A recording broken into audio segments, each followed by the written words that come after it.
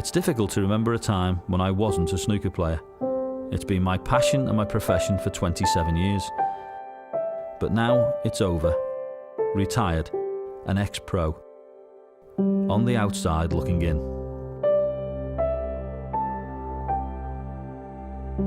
But why now? 100 reasons, maybe 1,000, but actually just one. The only one I can't do anything about. Time. When you're young, you don't even hear it, but the clock keeps ticking louder each year until you can't ignore it. Let's be honest, snooker isn't the most physically demanding of sports, and there are plenty of examples to inspire those of us who are no longer in the first flush of youth. In the hard world of steeplechasing, my good friend Tony MkII won this year's Grand National to show he still has what it takes at the age of 35.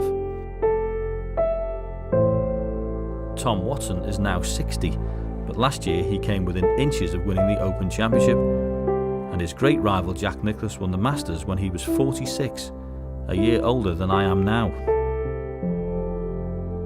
And in a sport with many parallels to snooker, 53-year-old Martin Adams saw off a rival 24 years younger to win the BDO World Darts Championship. But why should snooker be any different to darts? It used to be said that you couldn't win the World Championship until you were at least 40. Nowadays, it's almost impossible to believe that anyone over 40 could actually win it.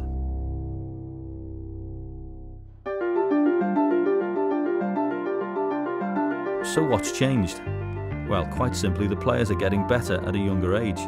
Improved facilities, qualified coaching and televised snooker have all contributed to the rise of the talented 20-year-olds. But none of that explains why a 40 or 50-year-old with the advantage of experience shouldn't be even better. The easiest explanation is that in a sport where millimetres make the difference between winning and losing, the passing years take their toll on the tools you need to compete at the highest level. When it comes to the eyes, a snooker player's principal weapon, the youngsters have the advantage. There are two things inside. There are the muscles that affect the lens, and there's the lens itself. The lens is, when you're younger, is quite soft, and when you get over the age of 40, it becomes harder, and the muscles are having to work, also become harder. So they're not working as well, and the lens that's working on isn't working so well. So it gets more difficult to look at things close to, and to switch quickly from one distance to another distance, which I think is important in the case of snooker players, to look at the close balls and the ones further away. Adjusting focus between the cue ball and the object ball is the basic building block of snooker. The hardened lenses and muscles in my eyes are slowing that process, and there's nothing I can do about it.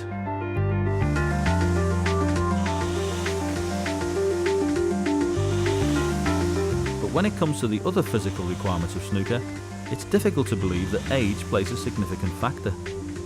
In sports where cardiovascular fitness is as crucial as technique, then youth again has its advantages. But we're not being asked to burn our lungs and strain every sinew, so are the rises in blood pressure and heart rate that age brings enough to make a difference on the table? Snooker's not an activity in which there's a marked effect, but we do know there is an ageing effect and that our performance capabilities do reduce. But that's not to say that they can't be maintained or that that reduction can be blunted. So whilst there is an effect, yes, in our muscles, in our joints, actually in our hearts and lungs, the opportunity to take part should still be there, and many people actually take that opportunity and indeed make it.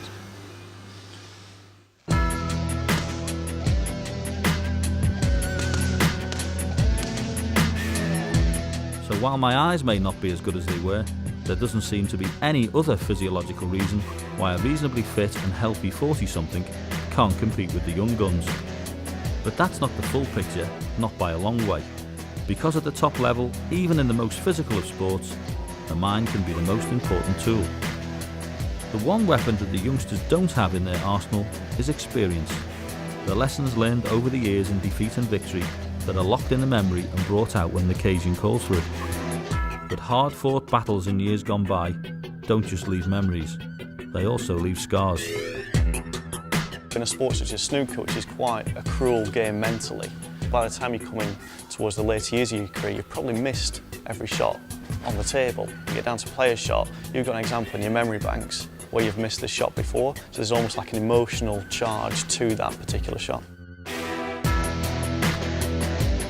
But fear of losing, or even the prospect of humiliation, isn't what saps your self-belief as the years tick by. It's the loss of something more fundamental, the thing that made you what you are: desire. There's clearly a lot around motivation, and motivation to put in those hours in the training hall and put in the hours of practice. When you're a young athlete or young performer, you've got everything ahead of you, all the goals you want to achieve, everything you want to strive to achieve. Typically, as you get older, maybe you've hit some of those targets, and so you've got the distractions as well.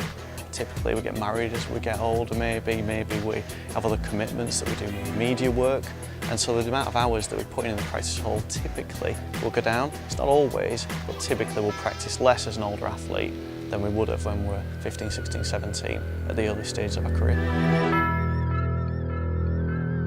It's not the desire to win that dies, it's the desire to do what's necessary to win.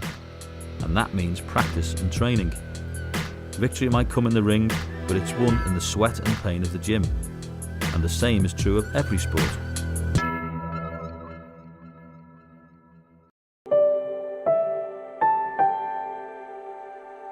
When you're young, it's all ahead of you. The first century, the first tournament, the first everything. A series of peaks to be conquered.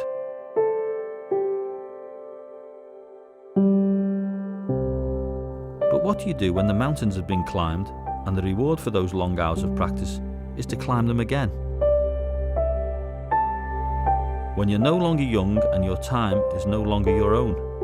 When the joy of family is more rewarding than personal success. When I gave up my life as a professional snooker player, I realised that I knew the answer to those questions. In the end, it's got little to do with your eyes or your reflexes or even your grey hair. It's desire. You think it will last forever, but it doesn't. And when it's gone, it's time to accept that the hungry young man has gone. And he won't be coming back.